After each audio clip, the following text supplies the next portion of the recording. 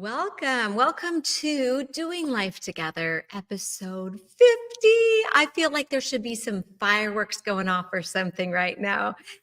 Anyway, it is Sonia Eckel, your host, and as always, I am delighted to get to hang out with you for a little bit this evening.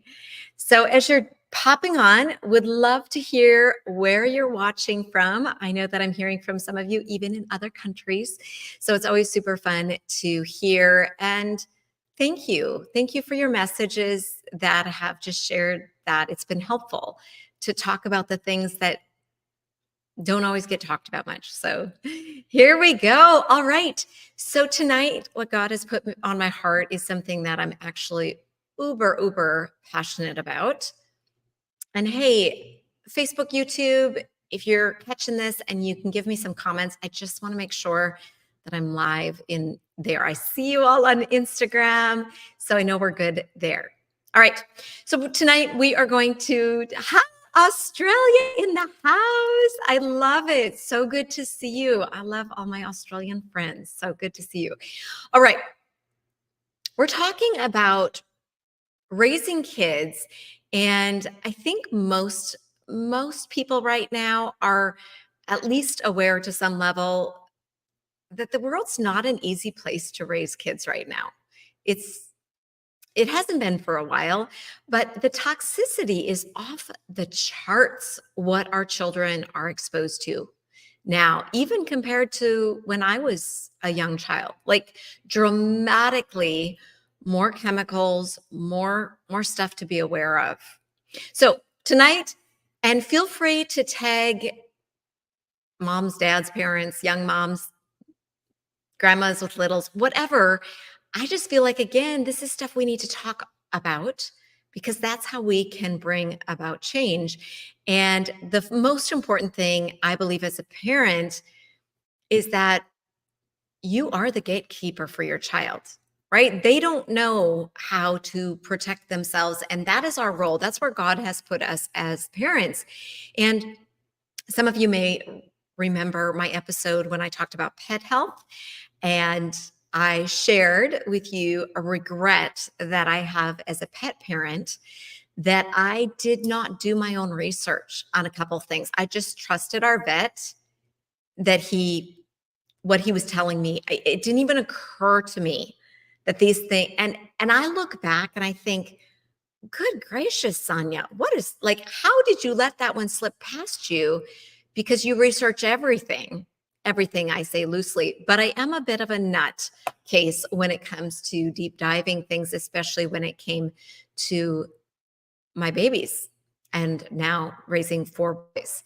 So this is not going to be all inclusive because goodness knows I could do a deep dive on all of these topics that we're going to skim over tonight. But doing life together is really just about bringing the conversation to the table and at least maybe saying, oh, wow, I didn't think about that. Maybe I should do my research on that. So, and if you are catching replays, I know some of you are, you can find these replays at doinglifetogether.live, or on the podcast, it should be doinglifetogether.life. So fun facts if you want to catch some previous episodes. All right. So raising kiddos, and how can we protect them? We see that so many conditions are seriously on the rise right now. So much so that they are now being accepted as normal, like that's just how it is. And why? Why is it that some things that now we just kind of take for granted, like, oh yeah, that's just how it is? And unfortunately, I'm not going to actually mention any of those conditions by name because I just think legally we have to be careful on that. But fill in the blank, it's probably on the rise right now. And one thing that I find stunning when I look at young people right now is hormones. You know, what's happening hormonally.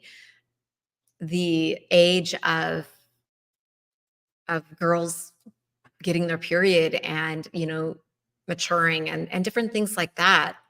And again, it's just something we're like, yeah, it's normal for that to happen. but it didn't used to be normal. So my question is, and I know this is a little sensitive, right? Because none of us as parents ever want to feel like any of that would be on us or that we could. I mean, it's just rotten to think that I could have potentially prevented Pepper's death, our standard poodle, if I had, as a pet parent, done my research on a couple of the things that were administered to her. I don't like that. I don't like taking that responsibility. I'm gonna be honest, it makes my heart hurt to think that maybe I could have done it differently and we could have had a slightly different outcome there. But yet, as parents, pet parents, parents of littles, it doesn't matter. People who are in charge of other people at some level where they rely on us, isn't it important that we do take responsibility? I think so. But more importantly, I think it's wonderful if we can have mentors in our life who encourage us to do the research. And sometimes we don't even know what to research. So you're like, oh, yeah, great, do the research. But I don't even know what to research. I don't even know where to start, especially in today's world. Oh, my goodness. And here's an interesting fact. I just have to, sorry, filter just a little bit. But what used to be referred to as a search engine doesn't come up with the same searches it came up with even 2 decades ago when I was searching stuff and raising my children. And let's be honest, there was way less information out at that point. But search engines were still kind of search engines. And so when I searched something, I actually found what I was looking for. I don't know how to say this because you know what I'm saying. But the point being is that's not always the case anymore. I searched a topic that I was searching 2 decades ago, and I really couldn't find information that I know is out there because I found it before and I couldn't find it anymore. So how much more important does that make it today to surround ourselves with a community where we can still talk as humans? Hallelujah, right? Like when we're in community, we can't necessarily, so okay. So what do you research when you're raising kiddos? What do you start with? Oh, it's good to have you on live, Roxy. Thanks for joining and thanks for commenting. I love hearing from you. All right. So some basics. I'm sure you've heard these terms, but we'll start there anyway. As we raise babies, guess what we hand them as they're little is sippy cups, right? Like sippy cups, bottles, and BPA is in a lot of those products. And no shock, it's an endocrine disruptor. Endocrine is your hormones. Like it kind of runs the whole show. And if as newborn babies, oh boy, I could go so deep here. I'm like, okay, how can I? So as soon as a baby is born, think about what begins happening if just following the natural course of things. What are some of those very first things that are done to a newborn baby? And if you don't know and you are expecting a baby, or you have maybe a grandbaby on the way, or you have a friend who's expecting, all I can say is it's very worth researching the things that are just routine and asking yourself, okay, I know this is quote routine, but ultimately I am the guardian. I am the person, I am the gatekeeper for this little human being who's coming into the world, a toxic world, as it turns out. So start there. What are the routine things that are done at birth or very shortly after birth or during birth? And look into them. Okay.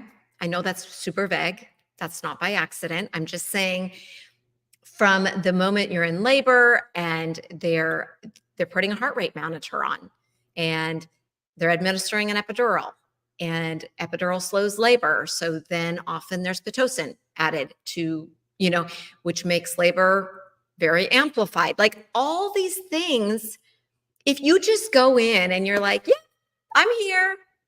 I need to get this baby out, whatever you say, I would just say that if that's the route taken, then you will probably go through the routine processes. But if you do your research before, I think it's super empowering, super empowering. I think I shared with many of you that one of the biggest things that changed my life um, was being expecting Jake, our firstborn, and being in the medical system. I assumed I would do everything medical. Honestly, I didn't question it, which I should have known better because I knew enough. But it didn't matter because I still wasn't questioning the birthing process. I didn't know much about it. And ultimately, I'm a young mom going, there is a baby in me. And somehow we need to get baby from here to out here. And that's a little frightening to think about, right? So it's only, and I don't know if only, but I'm really glad that my cousin Leanne listened. I believe it's the Holy Spirit prompting her because it changed my life. And because of another person, God so often uses people to speak into us at key times. Sometimes you're going to be the person speaking into someone else, and sometimes you're going to be the receiver of someone else being bold enough to speak up. Because we never want to be bossy, especially in today's world. People are like, it's not a year, but whatever. It doesn't matter. So it takes boldness to actually get out there. Well, Leanne told my sister about natural childbirth classes. And I was like most new first time expectant moms, I was a little overwhelmed anyway. And the idea of needing to go to these classes, and they were kind of intense, like an investment of time. I wasn't thrilled about it. And I kind of was like, oh, yep, I'll look into that. But I didn't because I was working full-time physical therapy. I'm building a baby here. Like my energy wasn't like sky high. And sometimes when someone says, do your research, you're like, ugh, that sounds like work. But you know what? I'm so glad is she didn't give up. She didn't just say it once and then let me blow it off. But she continued to tell my sister, like, hey, has Tanya looked into those childbirth classes? And so I did. And they were Bradley classes. I later became certified as a Bradley teacher because it changed the game. It was so insanely powerful, not only because we were able to have a natural birth, which was great, but it was so much deeper than that. I began to understand that things that are just routine, that there's a backstory on them all. And as the mama of these little babies, now young men, Jake is 21, Luke's 19, Billy's 16, Sam is 14. Like, wow. But I'm glad that as a young mama, someone clued me in that and empowered me to make my own decisions, to take responsibility for that. So shout out to Leanne.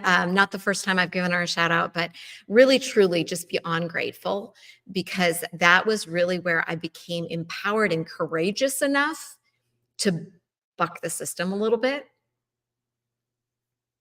So all right, so BPA, plastics in general, I think if you can, for little ones, I feel like high quality stainless steel is a better option. Obviously, you can't hand a baby a glass, right? Like glass. Although glass in many cases is one of the less toxic options.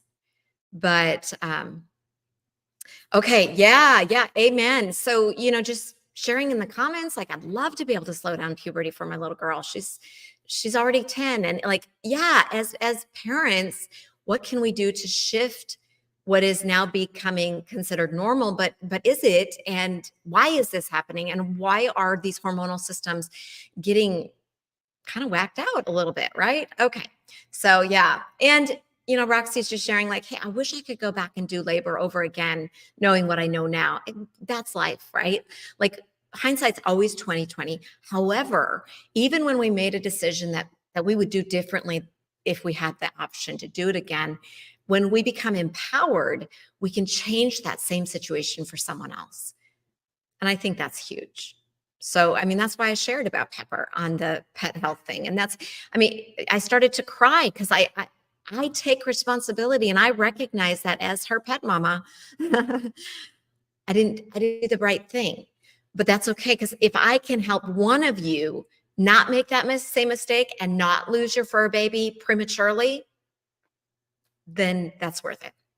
All right, so phthalates, again, this is going to be like in baby shampoos, baby lotion, but also plastics. And it's going to contribute, it's been shown to contribute to developmental issues, right?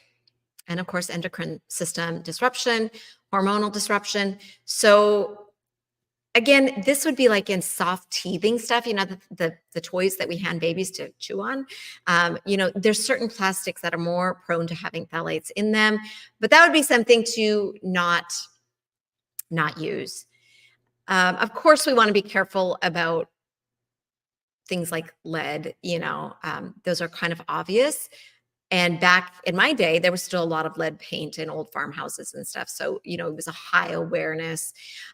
Flame retardants. This one, I remember being a little surprised about this because I'm like, well, isn't that supposed to protect our kids from being burned, right?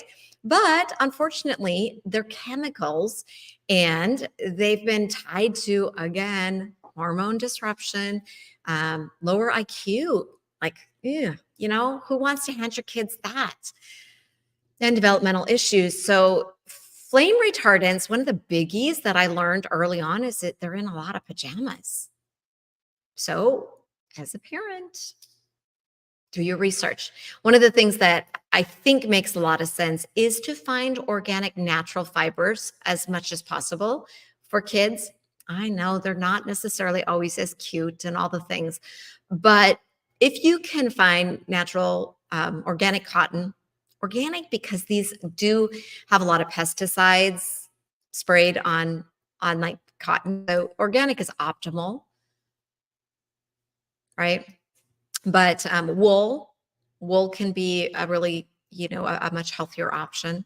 But yeah, so interesting. Like look at what has flame retardants in it. I think maybe mattresses do, certain furniture does, but that is actually a chemical that can mess with things. And then obviously this one's pretty obvious in today's world, but pesticides. So I know we go to the grocery store and our grocery bill is sadly about double of what it would be if I bought all conventional fruits and veggies and meats. Organic is not cheap. And unfortunately, it's not, it's not what do I want to say? The organic industry has become big business, right? So it's not as perfect as it may look.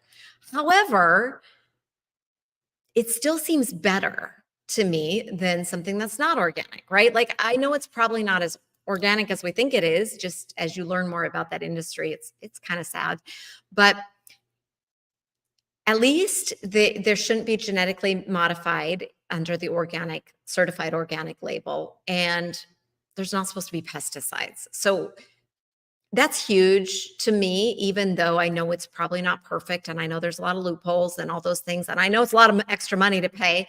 I would say that to avoid pesticides, one of the best things you can do is actually go to a farmer's market and get to know the farmers and ask them.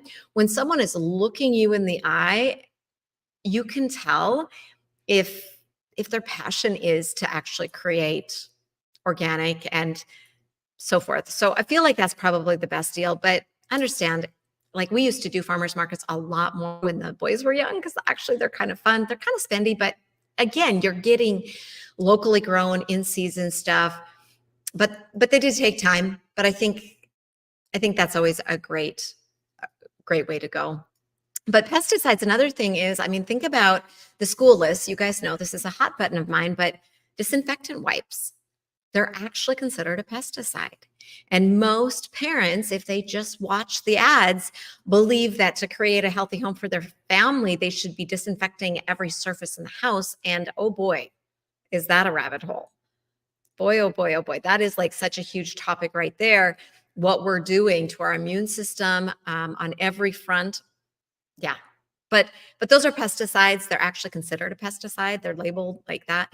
So maybe not having those types of cleaners. And then we can go into health of our kiddos. Microbiome, like you can research the microbiome, right? Your skin has a microbiome, your gut has a microbiome. We are almost more bacteria than skin and bones, And we need our microbiome. It's actually a huge part of our immune system and our body's health. And when our microbiome gets out of whack, unfortunately, we're potentially more susceptible to the bad bacteria, the bad guys, right? So we want to keep our microbiome healthy. It's actually a huge protection to us. I love that Norwex does have probiotics, prebiotics, that sort of stuff in their skincare because you want to keep your skin microbiome very, very vibrant with the good guys, but also your gut microbiome. And when you use a lot of pesticides, whether it's bug sprays or cleaners, like all these things that you just are like, yeah, it's fine. And bacterial soaps, all these things, you're actually disrupting one of the most amazing defense systems that we have. So anyway, pesticides, I think avoiding those and becoming aware of what those are and maybe where they're hidden in your home. Here's a huge one. Again, you hear me preach on this one. Artificial fragrances. I know I grew up in a home where we liked everything to smell wonderful. So I'm not immune to the idea that none of us want our house to stink and all of that. But let me put my do not disturb on. I forgot to do that.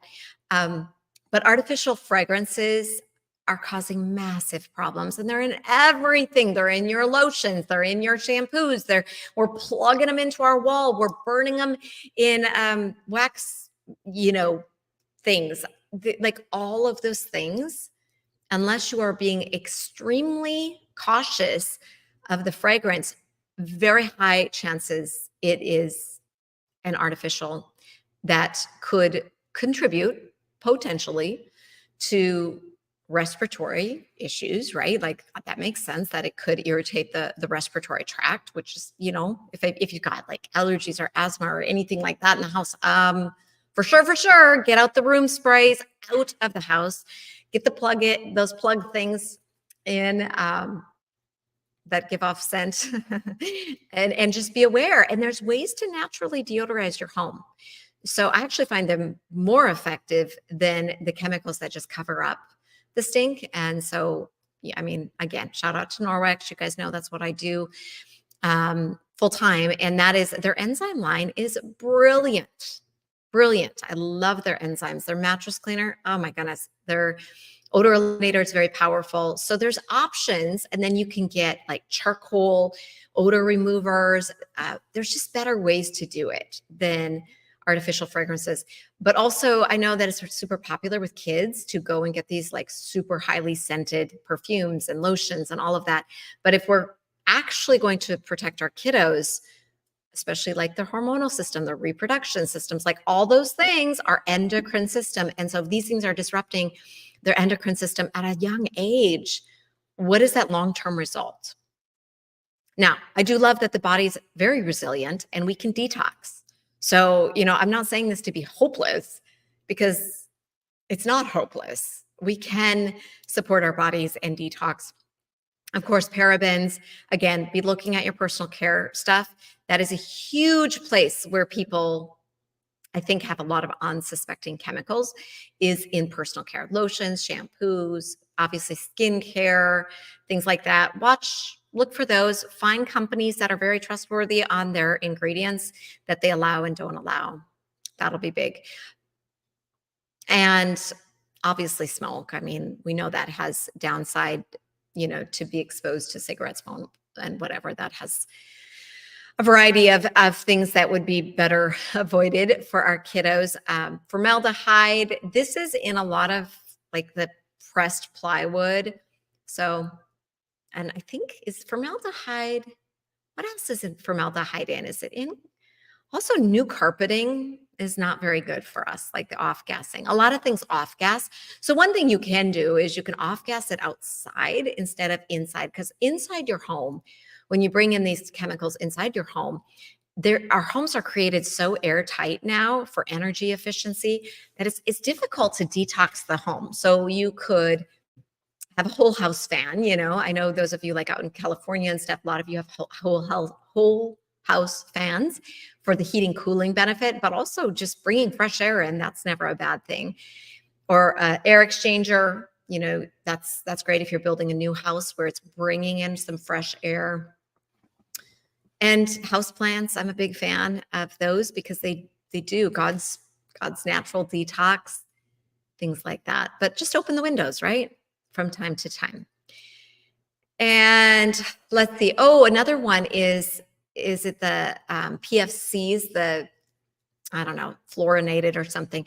And that is in nonstick pans. A lot of those have some of those. So like we of course grew up with using those. They were kind of the new thing on, like, oh my goodness, food doesn't stick. And so we used them. But then once I learned about some of the potential downside, I switched to cast iron and stainless steel for our cooking pans. And of course, we do need to use more oils so things don't stick, and choosing healthy oils. Oh my goodness, like seed oils.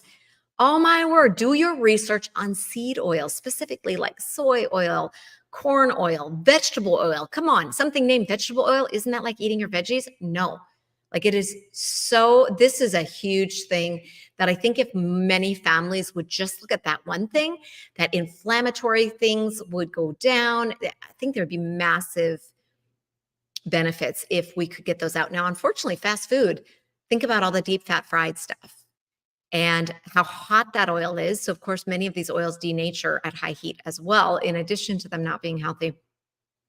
So, choose your oils or fats wisely, very wisely. And like olive oil is super healthy raw, but when you cook it, it denatures rather quickly. So, when you are heating up an oil, you just want to be conscious of which oils have a higher smoke point. I believe avocado oil, if you can get high quality avocado oil, I prefer organic, is a little bit better for high heat cooking. And yeah, I mean, I know that there's a lot of debate on animal-based products, but I'm a big fan of grass-fed butter. I've used Kerrygold butter for years, and there's other great grass-fed butters on the market, and they are, that might be an option, but I know that's a little bit more debated. So you guys can decide where you fall on that. But yeah, so a few things, and then I'm just going to go back to this. When you have babies and toddlers, and just follow with me here, okay? They're going through the timeline. What is going into their bodies? Maybe it's some things that you just took for granted, like, yeah, they just need that. That's just how it has to be. Do your research. Please do your research. There's just so much that I believe that if we're really conscious of these little ones, that we can greatly decrease their toxic load in the midst of a very toxic world. Another thing you can really look at is water, because have your water tested first of all, but most water supplies are fluoridated and chlorinated or chloramide. There's a couple treatments there. And so again, do your research on water, but get a good filter. Now, also, like, this is what we're going to oh, okay. Well, I don't know for sure. That's a great thing to look into, I guess. I should research if the wrappers on the butter that I just mentioned has PFAs in it. So that's great. That's the first I've heard that.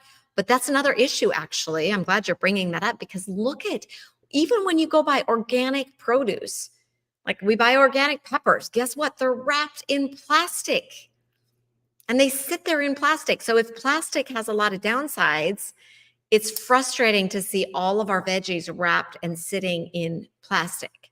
So again, if you go back to the farmer's market idea, typically less of that, right? They're not wrapped up in plastic. They're not sprayed with waxes. They're not, I mean, so much happens before produce ever hits the grocery store. So yeah. Fun fact, I recently had my dentist appointment. And when I go to the dentist, like they always want to do x-rays, I radiation is cumulative, and I understand that the new X-rays are way less, and all of that. I understand I get exposed to X-ray when I fly. All those things, yes, yes, I do, and it's cumulative. So everywhere I can say no to potential radiation and still live my life. Like if I need to fly somewhere, I'm not going to drive 25 hours and avoid the radiation that you're exposed to in an airplane. But I do still have choices of whether I find it necessary. And that's just one example. But also when you go to the dentist, typically they use fluoride. And again, do your research, my friends. Do your research. We've been told all our life that we have to have fluoride to avoid dental decay. And so it's just interesting. I was at the dentist and I said, no fluoride, please. And they have to go and I'm really glad they accommodate me, and they found a different polish that was fluoride free. And you can buy flosses without fluoride. And anyway, and she recommended like a toothpaste. I'm like, well, I don't do fluoride. So I do this other toothpaste. And I told her the brand, and she's like, oh, that's actually one of the best on the market. If you're not going to do fluoride, that's just fabulous and whatever. So there are some really good options out there. And I researched hydroxyapatite, which is an alternative to fluoride. And that's how I found my toothpaste, is it contains that. And from my research so far, of course, we're always nervous, right? Like what we find in 10 years, but we do the best we can do with what we know. And so hydroxyapatite, and I've tried several of them on the market. Most recently, I've been using Risewell. Do your research. Again, you guys, if you research something and you go, oh, Sonia, actually that's terrible because of XYZ, tell me. Like, we're doing life together. This is not just a Sonia knows everything. Absolutely not. I'm just kind of talking because then we can make conscious decisions and we can actually be conscious consumers. So anyway, so I said no fluoride. And this was after she checked my teeth, said no cavities in my mouth. My gums are very healthy. I have some recession, but I've had that since teenage years. And I think it may have been related to having braces or whatever. I don't know, but it hasn't gotten worse. It just is staying the same. But I said to her, I was like, actually, I was raised on a farm and we had well water and it was not fluoridated. And I mean, I have very good teeth. So I'm a case study to not being raised on fluoridated water. Another thing though, and I'm going to close with this because we're going long, but so now we talked about some things to avoid and we just scratched the surface. I just want to get all of us thinking. I want us to get thinking. I also want to encourage us to form communities, preferably people you can be face to face with in your local area. And that is so powerful because then you can talk about things because it's not as easy to find the information just online. I know we have endless information, but the finding of it isn't always easy, unfortunately. So communities they're so valuable to get in a healthy community. And speaking of, I would love to have you part of my community. So, I do mentorship and I love it. I love being part of community where we can talk about this stuff. Okay. But we talked about what to take out, but I cannot leave out what you put in. What you put in. There is no physical way right now from our food supply, even practically, if you are buying all your fruits and vegetables, even at the farmer's market, our soil is not the same as it was 5 decades ago. But we're not being raised on the same level of nutrition that we can get in fruits and vegetables. So I'm a huge fan of high quality supplements. And so if you go to the detoxgirl.com, Detox, DETOX, girl.com, thedetoxgirl.com. I think on there I have my supplement list. I am a big believer that we have to put the right nutrition into our children for them to be able to survive and thrive in the environment they're being handed. And so I'm a big fan of certain nutrients that we've given our children since they were young. Now, have we done it all right? No, I'm sure not. But we do really believe in investing money in high nutrition, minerals, quality minerals. Minerals are key, but you want to take a good mineral supplement. Like it's not just, oh, grab a mineral at, the big box store. So minerals, nutrition, I love the green pills, or actually for kids, the green powder that I have on my favorite supplement list. It's top of the list. For kids, I would get powder, but we can help them out so much, even when they're inundated with so much potentially harmful stuff. We can help them immensely if we support them with products that support their microbiome, nutrition that actually gives their body what it needs to function, sunshine so that they actually have vitamin D without being slathered with sunscreens, many of which have now been shown to be linked to cancer. And that's why most parents were putting it on their kids, is to avoid that. So get them in the sunshine. No sunburns. Like sunburns aren't good, but sunshine, oh my goodness, it's got so much more than just vitamin D. I am such a big believer in being outdoors. Get their feet on the dirt, in the grass, because grounding, like that helps reset their system. They're exposed to EMFs all day long, Wi-Fi, cell phones, all the things. If they can get outside and get their feet on the ground. So thank you for your questions, Roxy. I love that. So Roxy's asking if I use grounding sheets. I actually have a grounding pad, and it's all natural fibers. It's wool and cotton, but then it's grounding wires put throughout. And so I do sleep on that, but honestly, I would rather get outside and put my feet on the grass. Now here in Texas, we have like giant red-headed centipedes and very nasty fire ants. So when you put your feet on the ground, just look close beforehand. But we have rocks. I'll go stand on the rocks, get my sunshine, get my body grounded again. It's just huge. Just huge. The simple things that we can do: filter your water, get outside, get fresh air, be around nature, get your feet on the ground without rubber soles. Most of us are wearing rubber soles around all the time. We never actually get that grounding effect unless we're really intentional about it. So, okay, we're going to close with this actually. So as I'm talking to young mamas, I think about me when 20 years ago. And so I went to school to become a physical therapist and I'm very grateful for my career. But when I became mom, sorry, I'm looking for something here. Whoops. When I became mom, my desire was to be able to be home making baby food, buying healthy foods, cooking healthy meals, doing the things I've been talking about. And I knew that if I was working well over 40 hours a week, that I just wouldn't have the time to be the mom that I wanted to be. And also attachment parenting was super important to me. So I wore my babies around in slings and breastfed, and we co-slept, and oh my goodness, we could talk about that. I am a huge fan of that. You have to be smart, but there's incredible research there too. But anyway, and so Willie and I made the decision that I would become an at-home mom. And that was a dream, truly, truly was such a gift. But of course, finances got a little bit tight in light of that. So on the screen on Facebook and YouTube, I just wanted to share with y'all, and Instagram, you guys can go to, I'll show you where to get it online. But there is an opportunity right now if you're looking for another stream of income.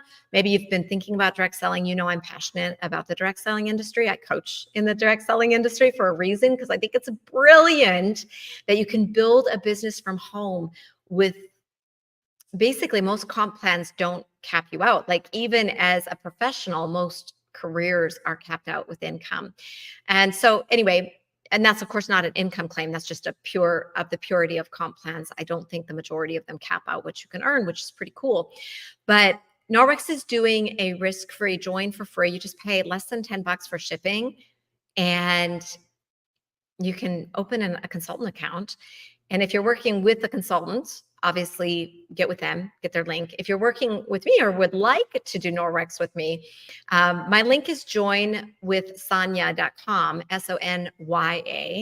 And it's Sonya like Tanya, but with an S instead, right? So joinwithsonya.com, and you can choose it's join for free and it comes with samples. So anyway, it's just a great option if you're looking for a side gig.